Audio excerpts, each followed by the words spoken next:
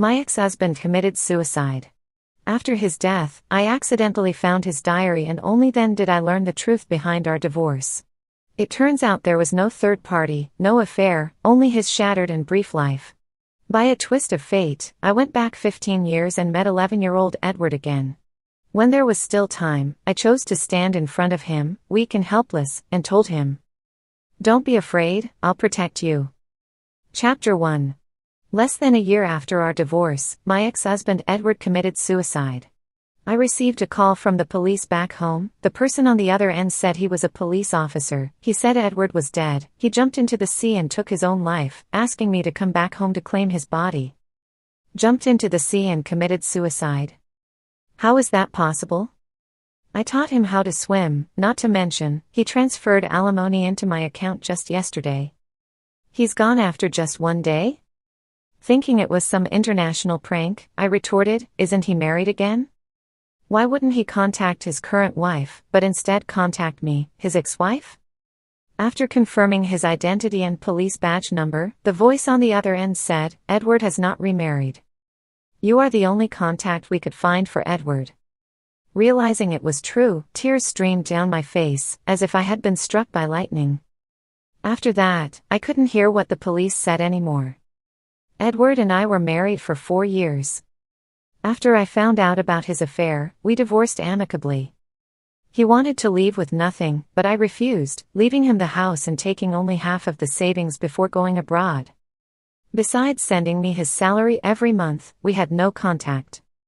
I rushed back home by plane that night, only to see a giant, unrecognizable Edward, swollen and disfigured by the sea, barely recognizable except for our wedding ring on his finger. After burying Edward, his lawyer Oscar found me and handed me the cat that Edward had raised. This cat, named Ned, was a birthday gift I gave to him on his 21st birthday. Before his suicide, Edward asked Oscar to take care of the cat for a few days. Ned doesn't know, its owner is no longer here. Oscar said that Edward left me a house and $730,000 in savings, as compensation. This was almost everything he had. Chapter 2. I asked Oscar, why did Edward commit suicide? Oscar said, separation and transformation disorder, long-term accumulated depression out of control. I didn't believe it.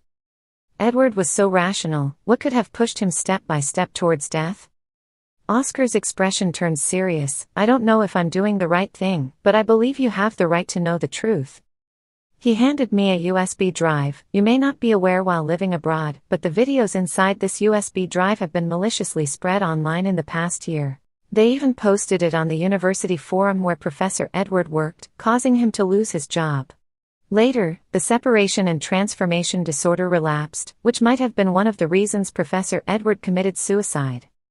The USB drive contained hundreds of videos showing 12-year-old Edward being violated and abused, in a state of almost complete despair and helplessness. Just one video made me feel unbearable agony. A deep sense of powerlessness spread throughout my body, as if countless needles were piercing me violently, causing intense pain in my organs. I can't believe that my beloved husband has been treated so cruelly. How much pain he must have endured. With a trembling voice, I pointed at the abuser in the video and asked Oscar, who was he? Did he also spread the video? Oscar replied, his name is Larry, he is Edward's stepfather. After Edward's mother passed away from cancer, he started abusing Edward for a year, then threw him into an orphanage and used these videos to threaten Edward, demanding a large amount of money from him every year. Until a year ago, Larry, in debt from gambling, demanded $2 million from Edward. When Edward refused, Larry, embarrassed and angry, posted the video online and escaped abroad, still not caught. I listened silently, heartbroken. He had endured so much alone, without me knowing. Later, I found Edward's diary, filled with accounts of his torment day and night, and countless inescapable nightmares. His parents, teachers, classmates, friends. No one had treated him kindly. Their abuse became a lifelong shadow for Edward. Yet, he saw me as the only brightness in his bleak life, his final straw of hope.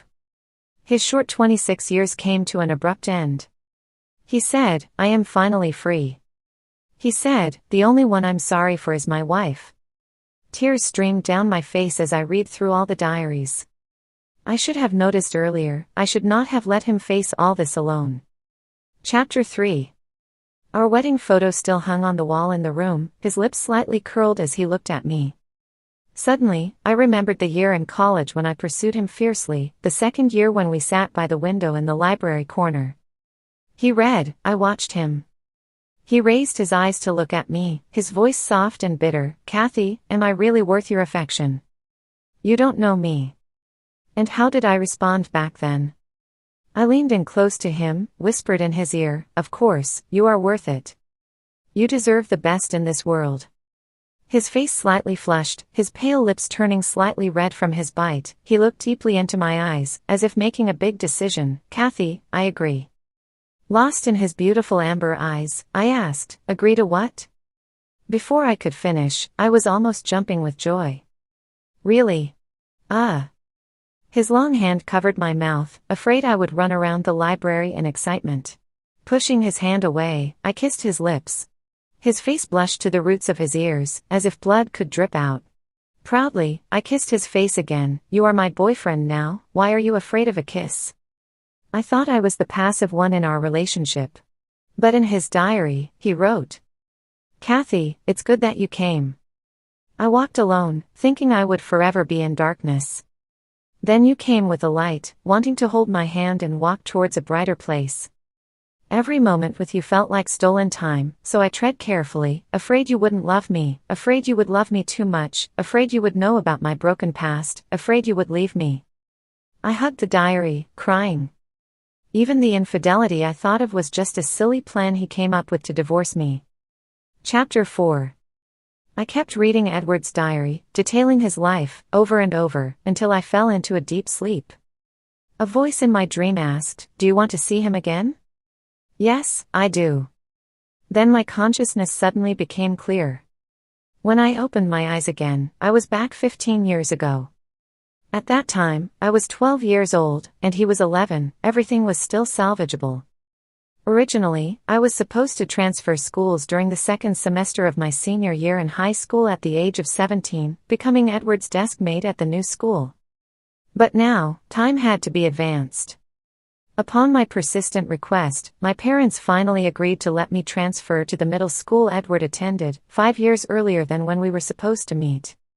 Enfang Middle School, Class 1 of the first year. I stood on the platform introducing myself to the whole class. My name is Kathy, I'm the new transfer student. However, my eyes kept searching among the students, finally spotting a small, dark and skinny child in the last row near the trash can, dressed in washed-out clothes. Compared to the other students, he looked like an ugly duckling, completely out of place. But I recognized him at a glance, it was little Edward. Tears welled up in my eyes, thinking I would never see him again. He was as thin as he was in his senior year, just not as dark and short back then. The teacher asked me to choose an empty seat to sit in, and I walked straight towards Edward, ignoring the gazes of others, and sat down next to him.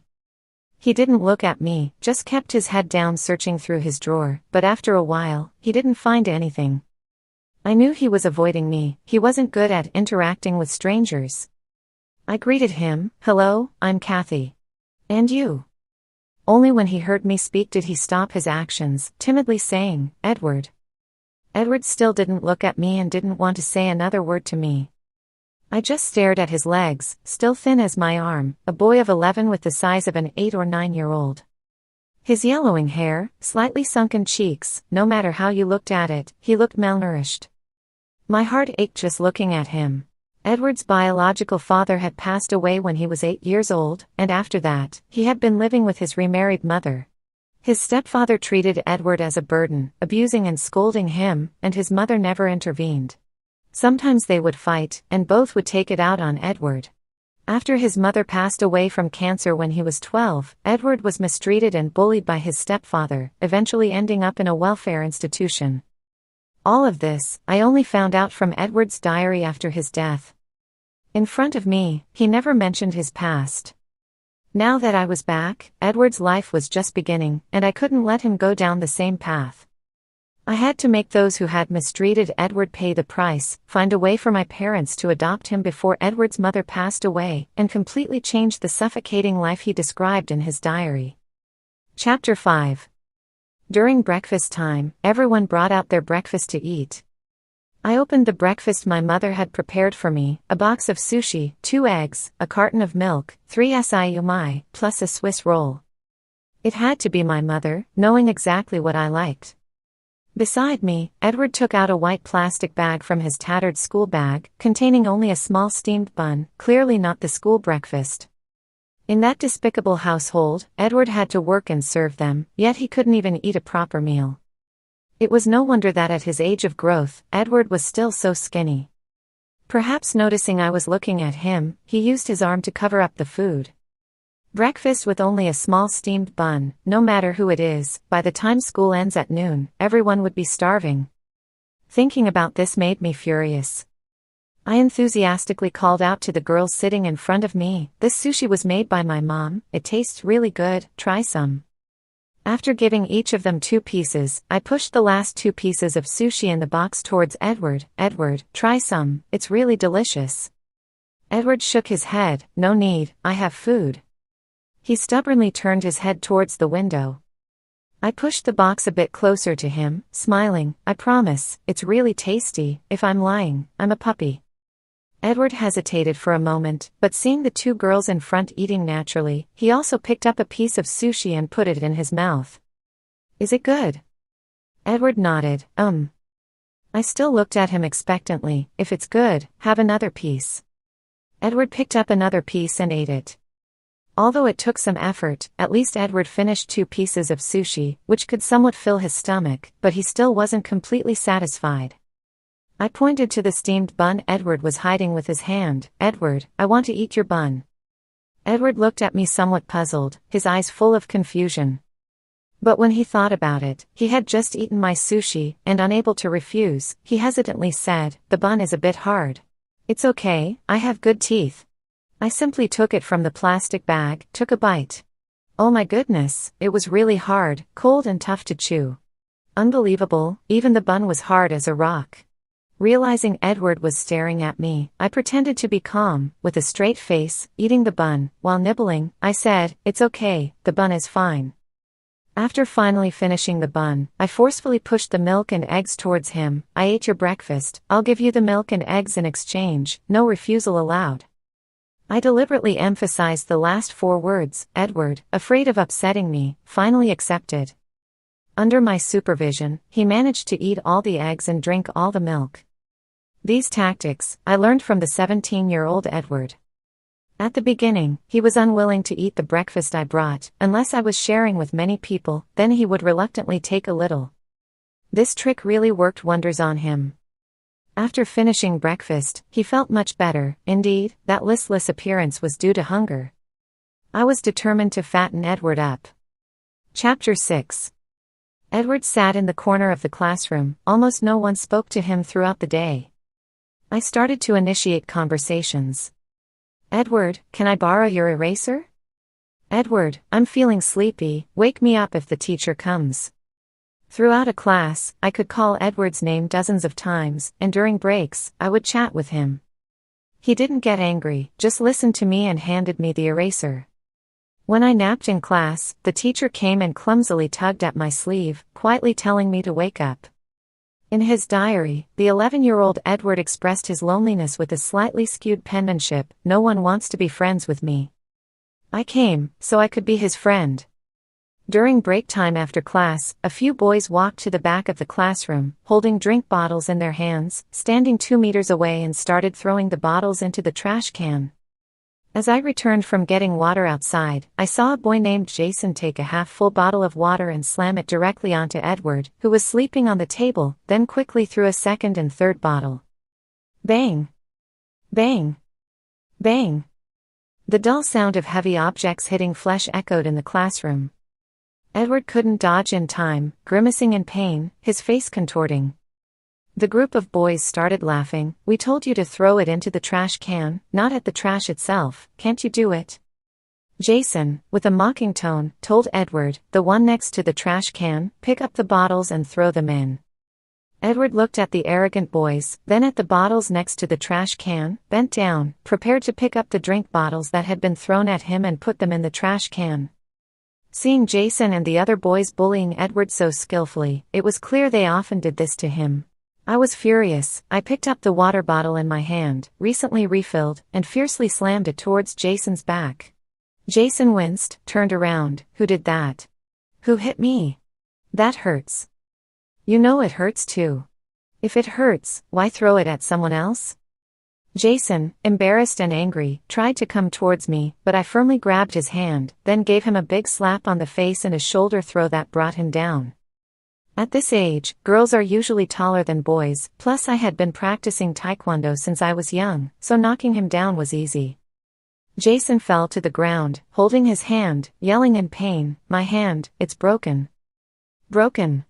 I crouched down, took the hand he was holding. Even if it's broken, you still have to pick up the bottles you threw. Ah. Ouch. Let go.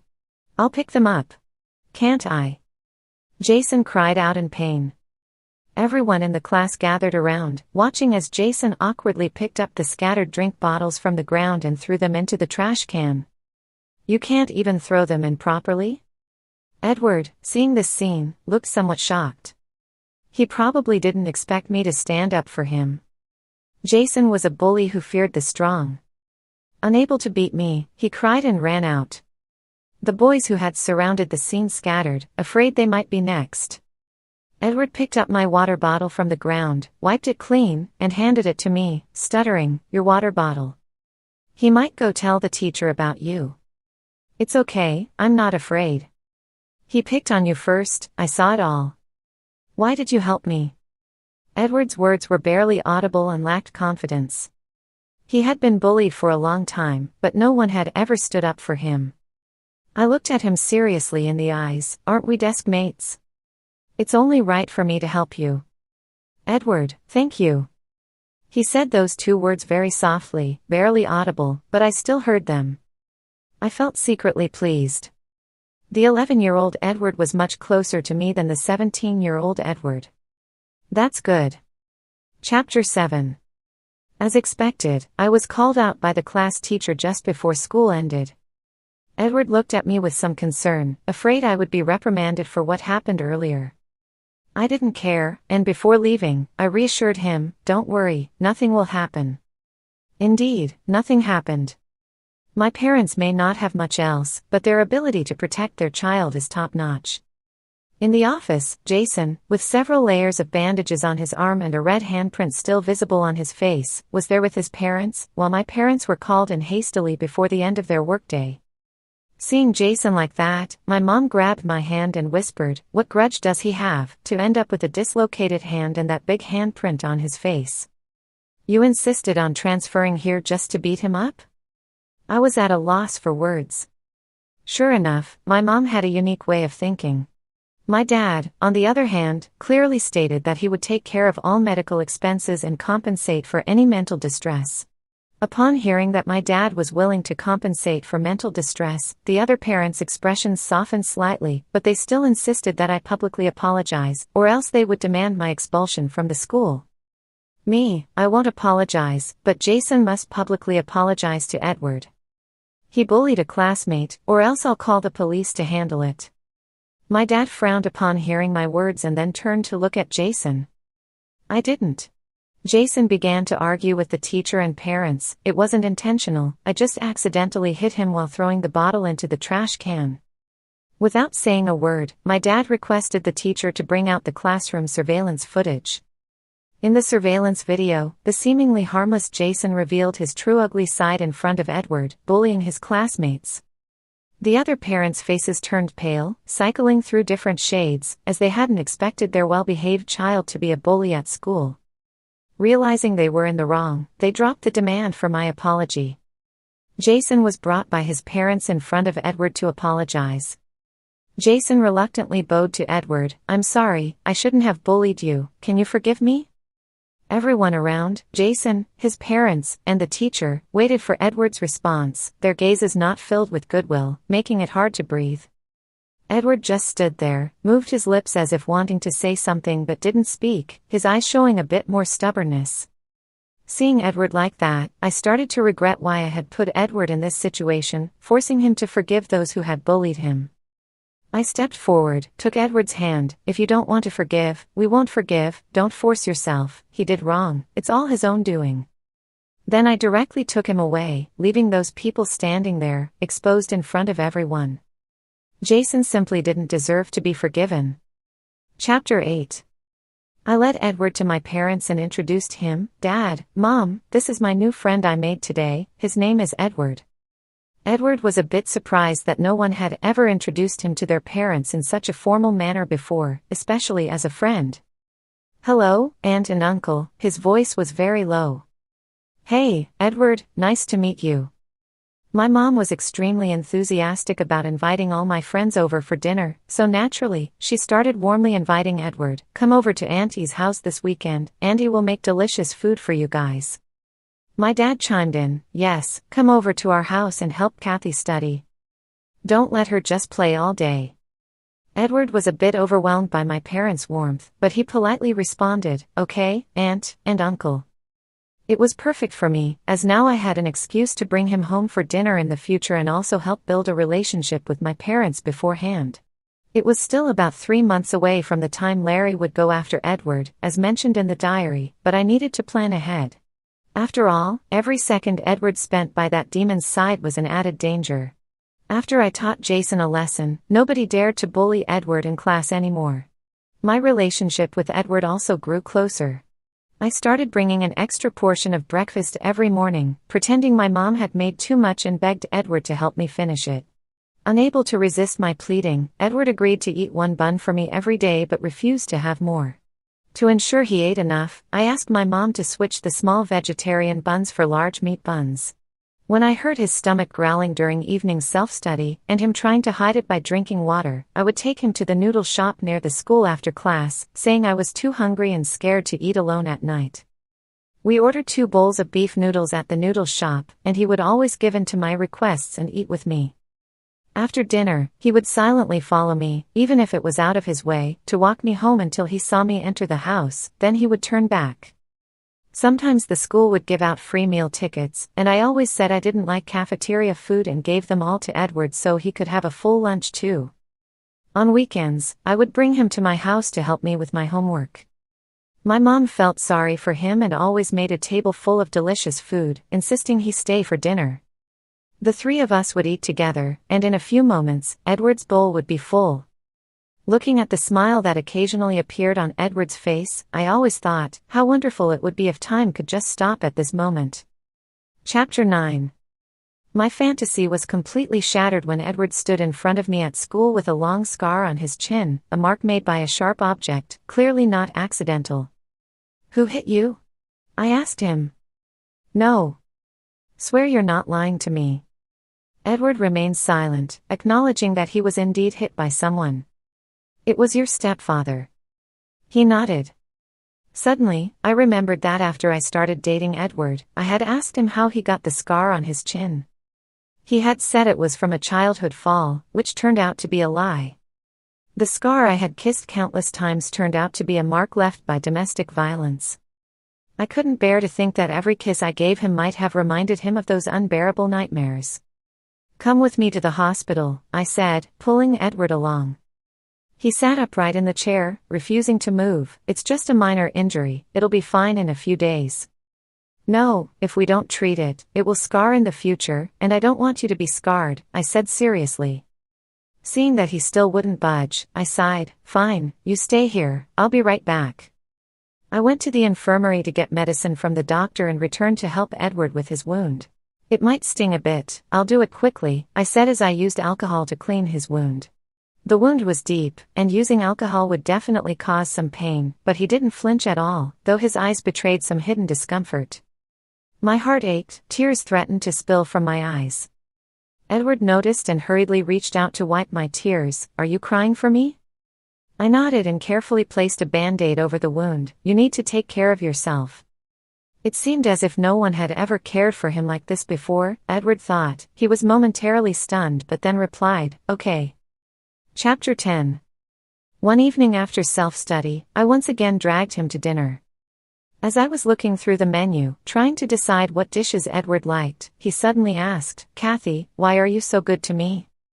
I looked at him, slow to respond for a moment. Before I could figure out how to reply, he spoke again. "Is it because you pity me?" Edward's gaze fell on an elderly scavenger outside the window, begging passers-by for money. Outside, the old man was poorly dressed, his legs disabled, only able to sit on the ground.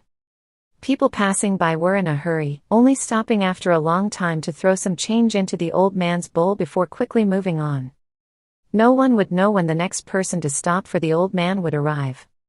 My heart skipped a beat as I followed Edward's gaze to the scavenger. My hand paused, and I spoke slowly, "No. Do I deserve you being so kind to me?" he asked again. In that moment, I almost shed tears. In a flash, I saw a young Edward in front of me, gradually merging with the love of my memory. I looked into his eyes earnestly and told him, "You deserve it. You deserve the best in this world. Will you always be my friend?" he asked cautiously, as if seeking reassurance.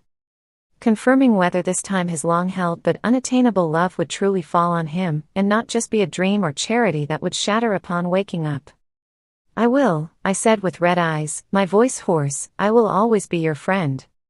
The tense look on Edward's face disappeared, replaced by an unprecedented sense of peace. The dark night that had shrouded him since his youth seemed to reveal a faint glimmer of light. Chapter 11. After some time living like this, he no longer looked as emaciated as when we first met. But he still looked worn out, often distracted in class, and his spirits were frequently low. I knew it was because he had to take care of his mother, Gloria, who was already in the late stages of liver cancer. Gloria's cancer was diagnosed a few months ago, with the tumor having spread throughout her liver, making it terminal.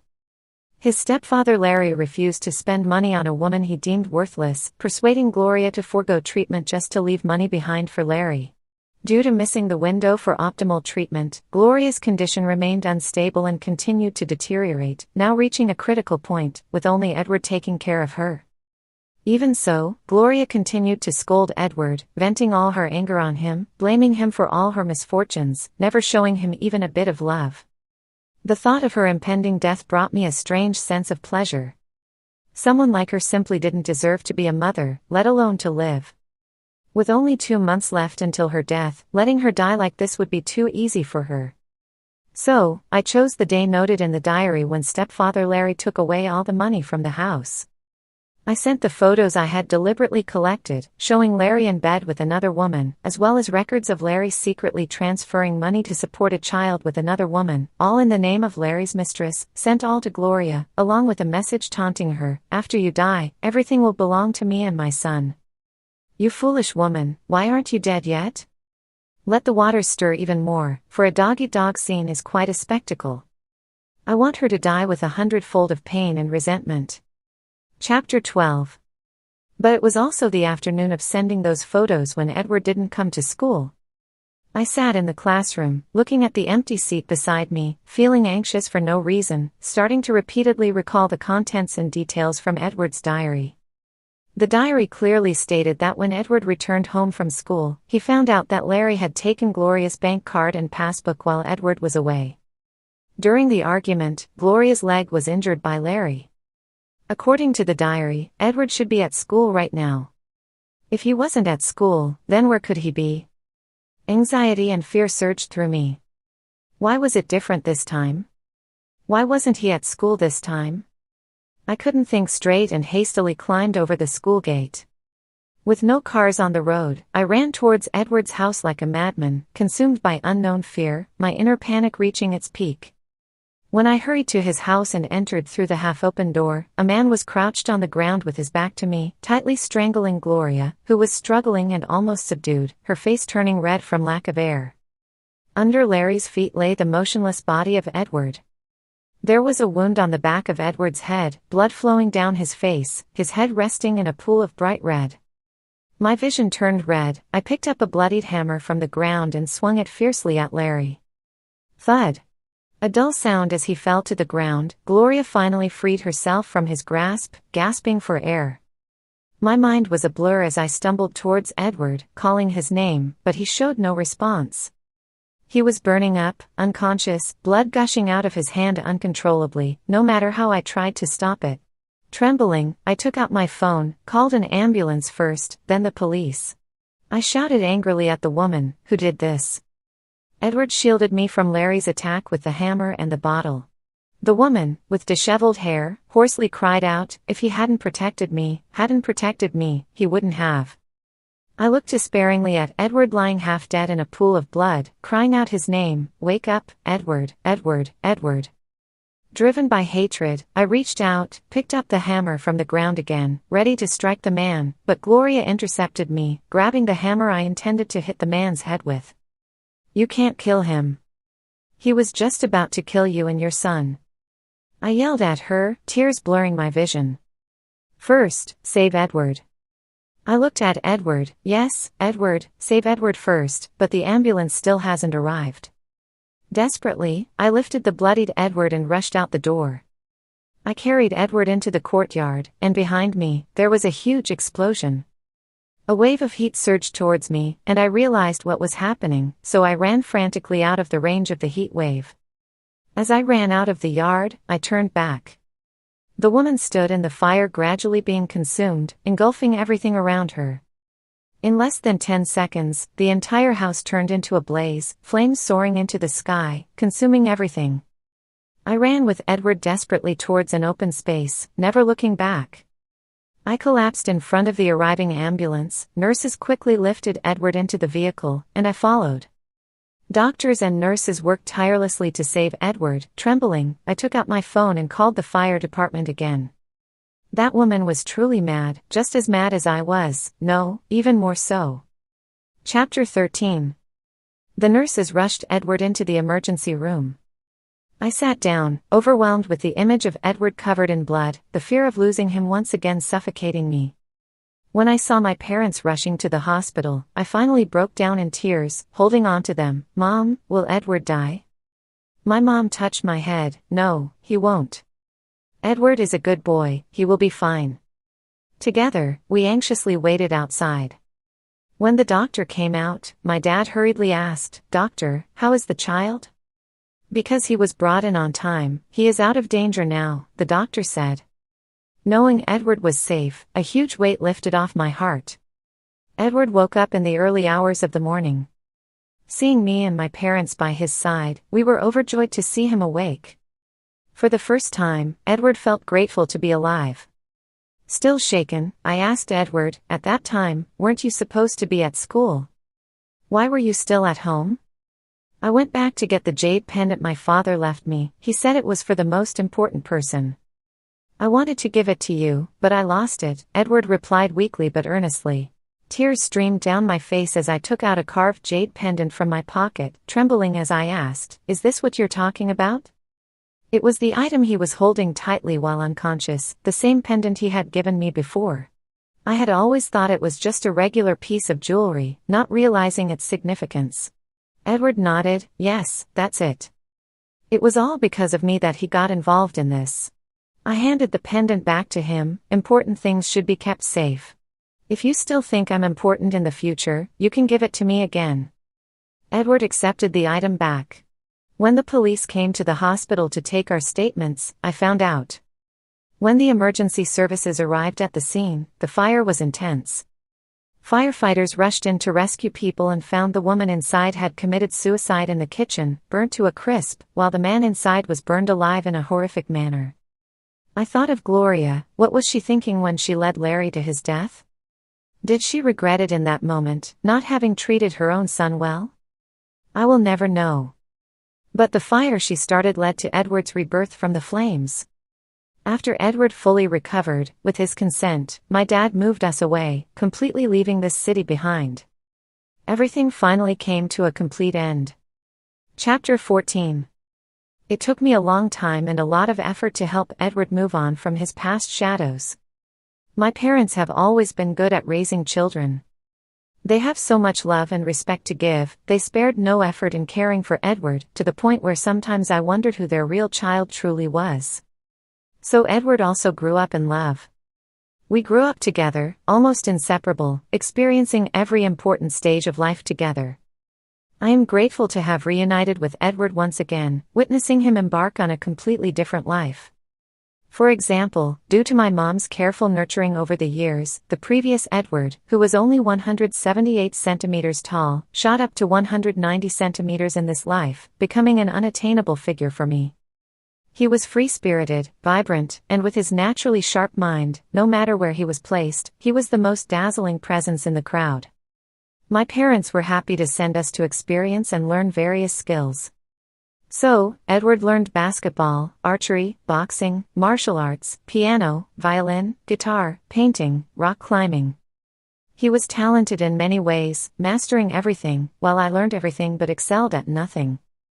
With Edward's contrast, I finally became a useless waste. Just like the last time, we fell in love during college. What was different this time was that he persistently pursued me, never giving up.